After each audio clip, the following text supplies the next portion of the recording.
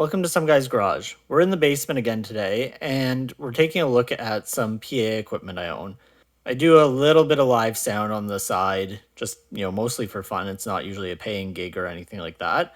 And I do have a small PA system here. So this is a set of QSC KS112 subwoofers, and these are K8.2 top speakers.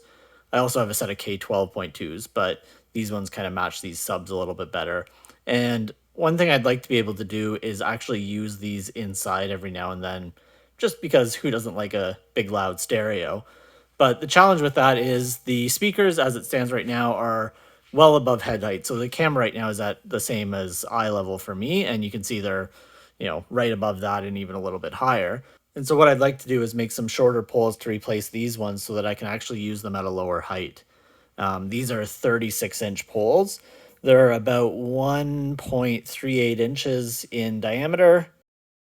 I'll put up whatever the millimeters of it is on the screen. And then they have an M20 by 2.5 thread that threads into the subwoofer itself. So what I'm going to end up doing today is, and what you'll see next, is me making on the lathe some shorter poles that I can use to put these speakers basically at ear level, but from a seated height rather than from standing. So let's get started with that. I'm making them out of some leftover 1.5 inch 6061 aluminum, cutting it roughly in half so I could do 2 poles.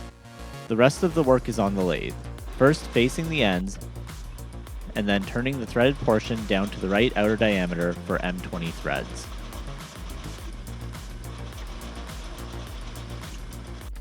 I center drilled the ends so I could use the live center to support the poles while I turn them to size. Doing one half first, rounding the edges, and then moving on to the second half.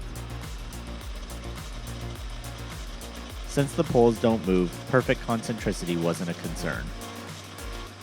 To do threading on this lathe, it doesn't have a full quick change gearbox, so you do have to use change gears. These are set up to do the M20 by 2.5 pitch, which is what's used for these speaker poles. Then I set up the change gears for the 2.5 thread pitch, and using a threading insert tool, cut the threads to size. I mostly use the dimensions out of the machinery handbook and my DRO to get the correct thread dimensions, as I don't have thread wires yet. Alright, there we go. Both of them are made. I did take a file and clean up some of this that you wouldn't have seen on camera just to make it a little cleaner, but they're 2-dimension now and look like they should work, so let's head downstairs and try them out. And so here's how they thread in.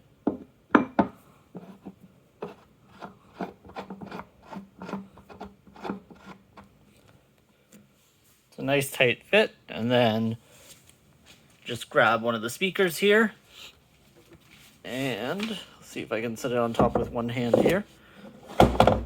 They just slide right on top. And there we go, that's the finished product. So they sit 6 inches or so off the top of the subwoofer, and just enough spacing, you can see the other one over there, just enough spacing so that the speaker is actually at ear height when you're sitting down. So I'm just gonna go sit in a chair here briefly, and you can see that's held at head height, and they're just about the perfect height for that. Now I know this is probably way overkill for a stereo, but I have the equipment and I might as well use it while it's around here. So that's all for today. If you have any questions, let me know in the comments below.